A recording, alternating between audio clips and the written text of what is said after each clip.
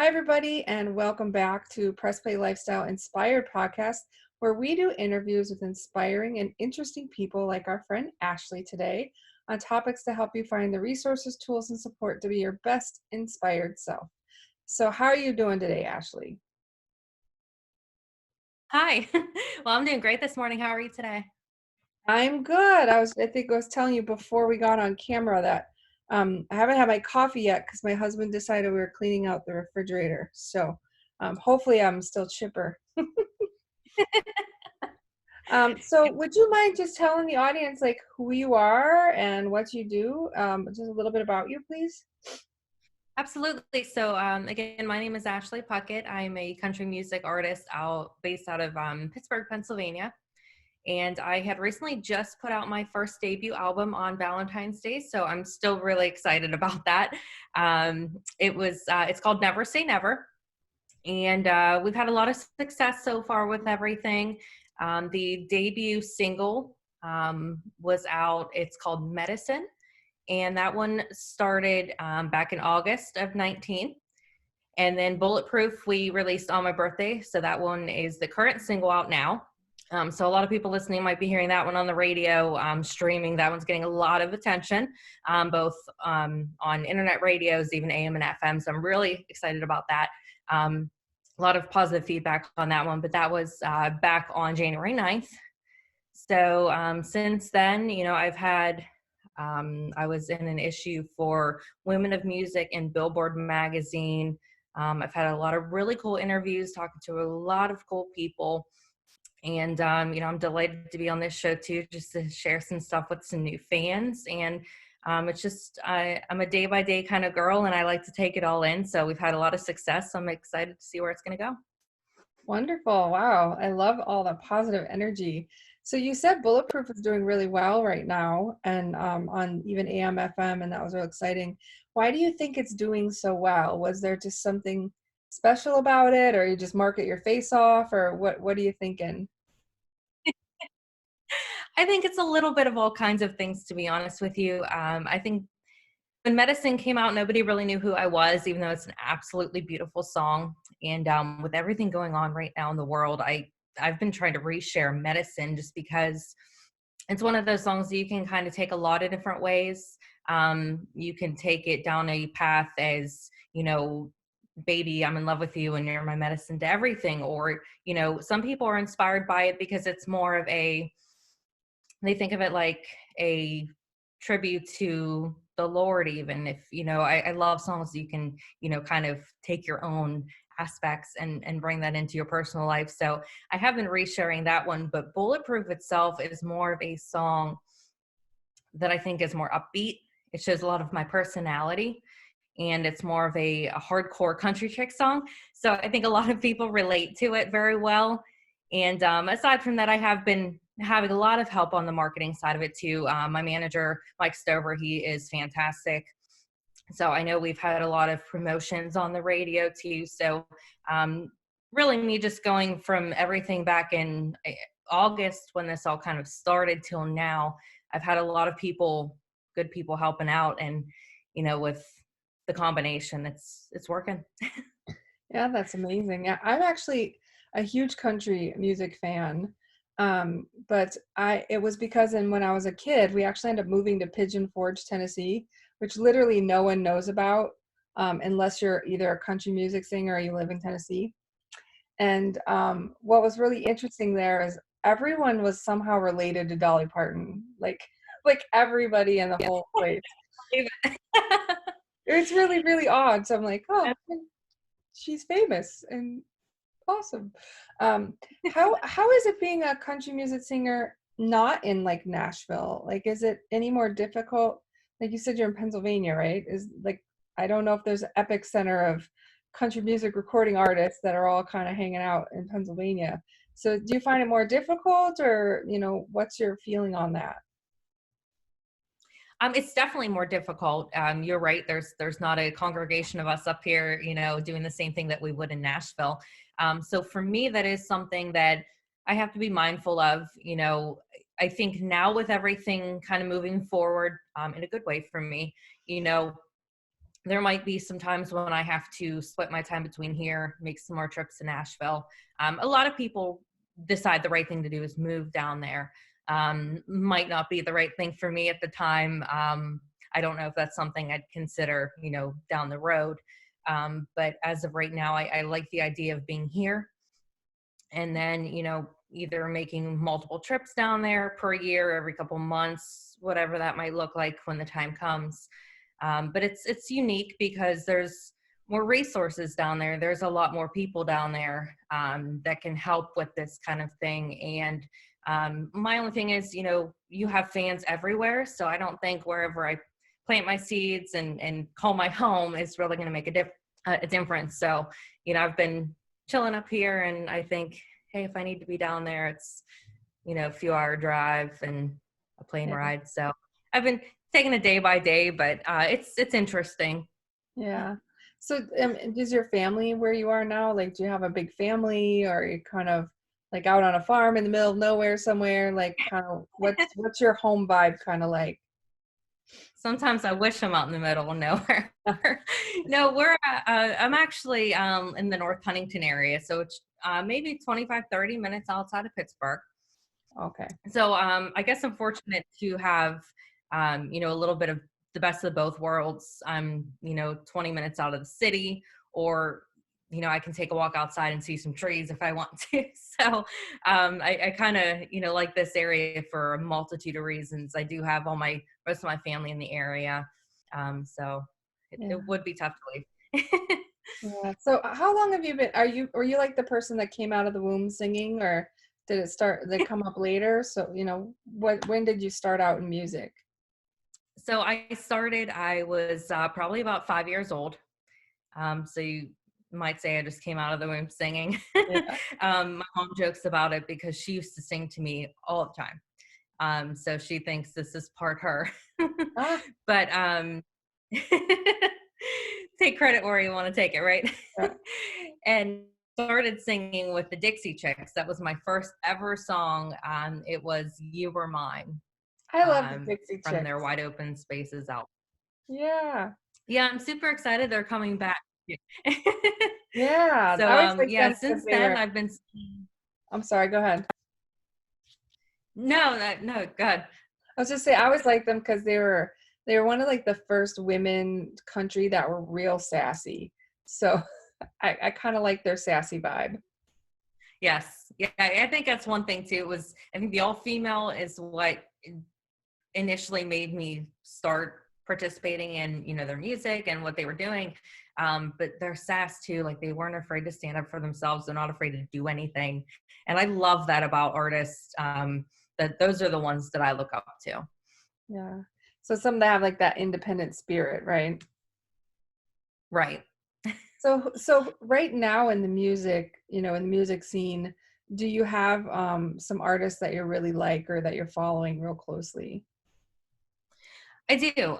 So, growing up, inspirations that I have always looked up to, it started with people like LeAnn Rimes, Lee Ann Womack, Patsy Cline, Carole King, those type of influences.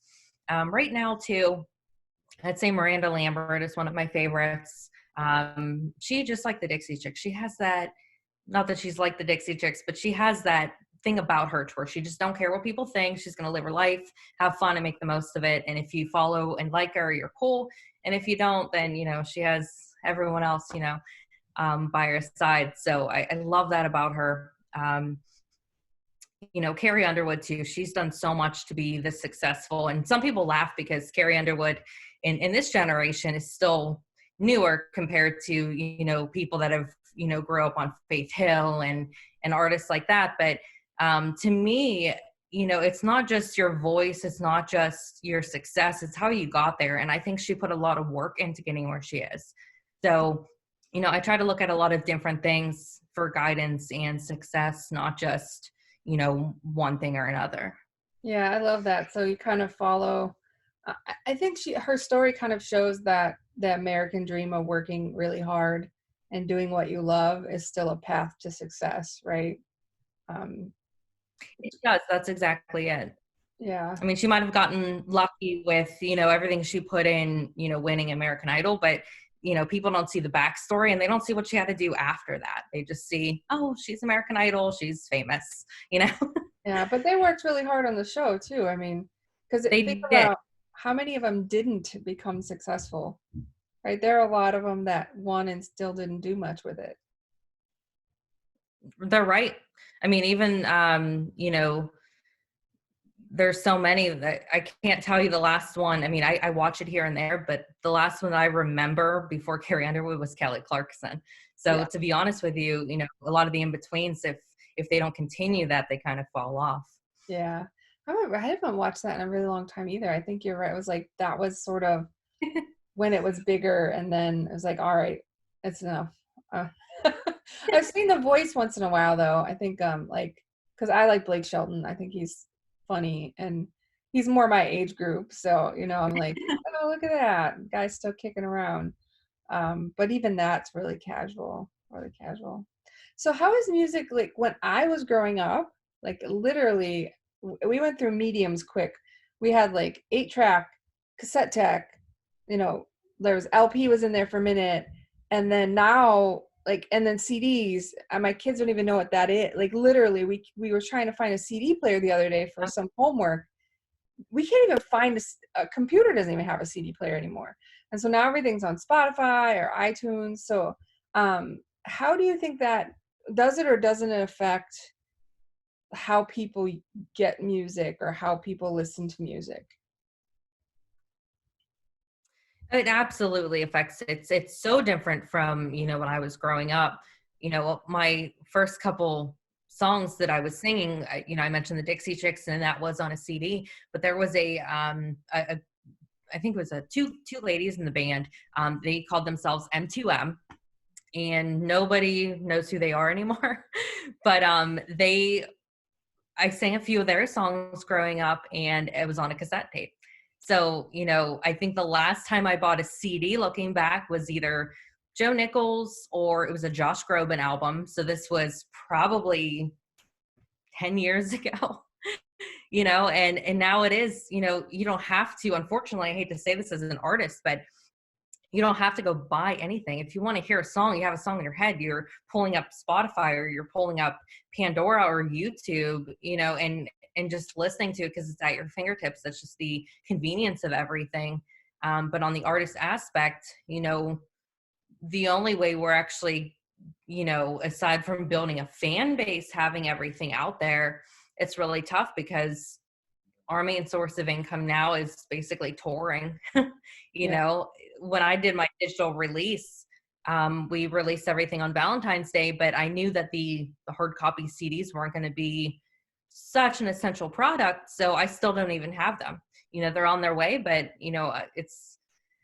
I didn't see a big important reason to have that rushed for the same day because anymore people just, it's on their phone, it's on their computer. They're either streaming monthly through Apple. So Yeah. it's good and bad. Yeah, I think one thing I noticed was like when I remember when I was with the cassette tape, you would literally like listen to your favorite song like over and over by like backing it up and then play it again until you like literally like wore your tape out and then you're screwed. And then we got CDs, and what was cool then is like you listen to the whole CD over and over, but you listen to it over and over. Like it was you only had so much in your collection, right? So the good side of that was like you have hyper fans, like we know all the things about all things. But the bad side of that was like some of the newer artists or indie artists or little like the less known, like you said, the M2M, they didn't get as much opportunity to be heard because people bought what they saw in the store and that's what they could get. But I got to imagine like it makes monetizing your music very difficult, like the business side of music. Like clearly you love it, but you also have to eat, right? Yeah, I mean, and again, I hate to put it that way, but the last thing I want to do is feel selfish when my entire, life, I've basically worked towards sharing my music. But you're right. I mean, on the side of it, for me to keep doing what I love to do, there does have to be a return of some sort. And, it's very difficult to do that unless you're right now selling hard copy CDs or merchandise, t-shirts, etc. Or, you're getting, a ton of Spotify shares. So, I do benefit if people are adding my songs to their playlists because they're just calculating. But again, you don't really see a return from that until you have hundreds of thousands of Spotify plays. And, that takes time too. So, the bigger picture, I don't think the general fans notice. But again, that's where we as artists have to kind of keep level headed because, we do have to make our music available for those and follow the time, basically. If we're saying we don't want our music out there, then, we're losing out on, a ton of fans that might hear me on the radio for the first time and say, oh, I want to look her up, wonder what else she sings. Or, I know when I hear songs for the first time, I'll use it on Shazam and I'll remember to go back to it and I'll screenshot, as funny as that sounds, but I'll remember later to go play it. And, that's kind of how I learned. So I have to keep that in mind, even though it's not a automatic return, I guess I should say. Yeah, it sounds like a musician has to now be both a musician and an excellent marketer to be able to, so long gone are the times where you can just be an amazing singer and someone will find you and now you're rich, right? It's a little bit different. It was probably never like that, right? We just think that because we're out here in like not TV land, right? We don't know. So it's interesting. So one of the other I don't know. Go ahead. I was just going to say, I think the music industry was always like that. And I, to be honest with you, still think it is. Just with a lot that I've seen, it's either you have to have a lot of money or know the right people. And, so it's very tough because there's so many of us out there and, there's a lot of artists that sound amazing, but they don't get heard the right way or they don't get seen by the right eyes. Yeah. So, it's tough. Yeah, that makes sense. That makes sense. So, one of the things I thought I was just so naive, I guess, like two artists that I recently interviewed, they're some of Michael's people, through Michael Stover. The first one, his main source, he teaches guitar, right? That's what he does most of the time when he's not out touring. And that's a big source of income for him. And the other one works as like a technology company. And I doubt people that he works with even realize that he's like out there and that big of art. I thought it was really interesting, especially since they're both kind of in the country-esque. And I'm in the Midwest, so we don't tend to have a ton of country. It's a little more, it's mixed. Like people do a lot of things, but I was like, oh wow, yeah, that's enlightening that everyone's having to do other things as well. Even though they're big enough to be interviewed by a bunch of people and you see him getting all these awards and then he's like, yeah, I gotta go, I got a guitar class I'm teaching. I was like, what? That's so crazy. So do you do other things to earn a living in addition to singing right now? Yes, I do. Aside from sitting on my couch that I've been doing the last 2 weeks, I typically do. I have, DJ, karaoke, a couple times a week. On top of that, I also work at a car dealership. So some little hidden secrets about Ashley. Oh, it is something that we kind of keep separate, I think, because you don't want one side or the other really trying to think there's, the two careers are clashing. So it is something that for a long time I kept very, very separate. Yeah. I'm a high energy kind of person, if you couldn't tell. So I like to keep busy. I hate sitting around, staying in one spot. So I like having a lot of different things to dabble in, and money is something that you can never have enough of for music. Yeah. Whether it's, if you fly to Nashville, you're going to need to sell a couple cars or something, right? Right. Yeah. Instrument, flying, traveling, marketing even, it's all that kind of thing. People don't realize what you're trying to build. So, anyone who does keep a full-time or part-time job while they're doing this is smart. Yeah, very smart. It sounds like it. And I can see like DJ karaoke, that sort of fits into the vibe though. So it's you're able to stay in a realm where you're loved, and that makes sense. But I could see the other is like, yep, this is how I earn money, and this is what I do that I love, that I want to earn money at. Yeah, Yeah. it's yeah, you have to keep the money flow, and that's kind of, at least I enjoy my day job, and then the karaoke kind of keeps my vocals going when I'm not doing a show. So there's still benefit with a lot of it. Yeah. So I think a lot of artists that I've heard of, and I think smartly, keep their private life, like their family, their significant others, their kids, their jobs, like not like secret, but they just aren't, they're not out there putting it on a bulletin board because they want some separation between fanboying and like their real life. Is that something that you've thought much about now that you're, really starting to blow up since like August, you said? So what's your thoughts on that? Yeah, I mean, it's tough, trying to do that. Like I said, even with, in the aspect of talking about where I work, um, that is something that I knew I wasn't going to shield off forever. It was something that I could comfortably shield off for a little while. It's funny though, because I still have, other employees that I work with once in a while coming up, hey, I didn't know you sang. And hey, my girlfriend just told me she heard you here, or she just heard your song on Spotify and it came in a playlist. So it's kind of cool seeing that. But at the same time, there's going to be a time where everyone knows. Yeah. And, I guess I didn't really think about, I knew in the end, if I become this artist to where I'm played across all 50 states, then yeah, everyone's going to notice my name. Everyone's going to know who I am, which I knew going into this I'd be cool with. It would be an adjustment. But for the time being, I do kind of take it slow. I don't always share everything if it's not asked. And I guess that's kind of cool too, in the aspect of, my fans getting to know me. Maybe, they pick up something new and learn something new every time they see me or talk to me, or, hear an interview like this. So I guess it's kind of cool just going one day at a time. Yeah.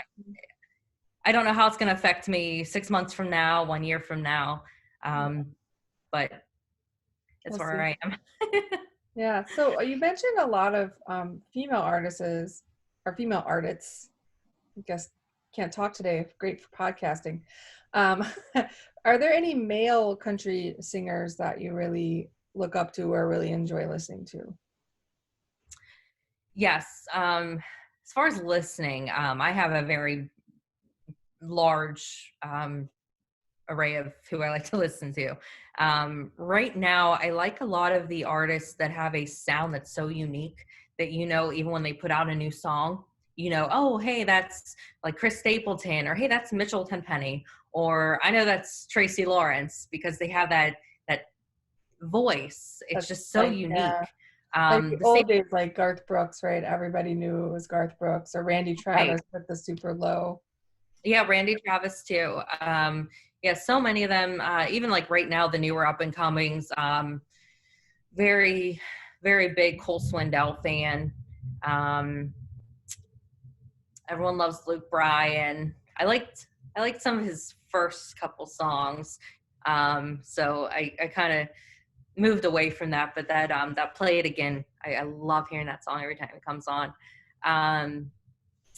But yeah, a lot of those ones that if they have a unique sound, I mean, I listen to Chris Stapleton a lot right now. There's just so many of them. Oh, that's amazing. So, so if everyone is loving you and they want to find out more about your music or where they can eventually get the CDs that you're going to get in after shipments actually come in, where would they go to find out more about you, Ashley? Yeah, great. So you can catch me anywhere online. I will tell you, I'm very addicted to Facebook. So if you want to hear anything first, you'll want to friend me there. And more importantly, go on and like my artist page. So it's just Ashley Puckett Music. My website, though, I do keep up to date. It's just ashleypuckett.com. The CDs will be available there too. Any of my tour dates I post up there. You should be able to get tickets, or there's at least links to find tickets when, you know, the world gets up and running again. And then as far as music, if you want to hop over to anywhere, any of the platforms that you listen, Spotify, Pandora, Apple Music, Amazon Music, iTunes, I'm anywhere. When we can all Anywhere have you want to be. play me on the jukebox. Yeah. And I would say it sounds like you did recommend, though, for those that are even coming into your music newer, that while your Bulletproof is super popular right now, you did say Medicine was one that you think that would be good for this time. So if people want to go back and try to find that one too, that was a recommendation I believe you made earlier on, right? Yes, there's a personal attachment to all 13 of the songs on the album, so I hope you get some time to listen to all of them. But Medicine, with everything going on, just having a rock when you're in those hard times. Bulletproof being the new single. There's a couple other ones, even Never Say Never, which is the title track. And then, you know, you learn a little bit about me later. Waitlist is our last song on the album, number 13. That was kind of a late added song, so it's really pretty. So depending on what you're looking for, I think there's something for everyone on the album. So I hope everyone enjoys it. All right. Well, thank you so much, Ashley, for taking the time. I appreciate it. And I look forward to all of your music that's coming up. Great. Well, thank you very much for having me. You're welcome. Bye-bye. Bye.